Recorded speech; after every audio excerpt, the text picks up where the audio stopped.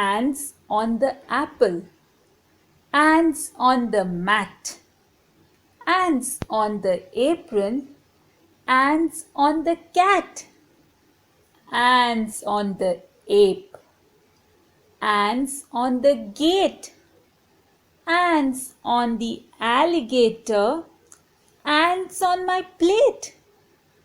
Ants are here, ants are there, ants, ants, they are everywhere. But did you know that once ants lived only in a small country? Well, this is the story of how ants started living all over the world. So let me take you to that time, long, long ago, when the Lion King ruled the small country. And he decided to have a feast. He invited all the animals, birds and insects of that small country to join him for the feast at his palace. Huge posters of the invitation were put up on the walls across the small country. A feast to honor the king, and all creatures are invited.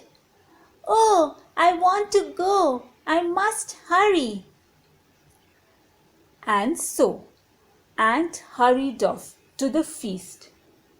But try as he might, he could not keep up with the other animals because he was so small. Soon he was left far behind. Ant, Ant, come on, you're so slow. I'm not waiting for you because if I do, there won't be any food left for me by the time we get there. Come on, be quick, be quick, be quick, be quick. I'm going as fast as I can. Save some of the cake for me, please. But the bird was gone and didn't hear what Ant had to say. Ant plodded on, and at last he came to the king's palace and knocked on the door.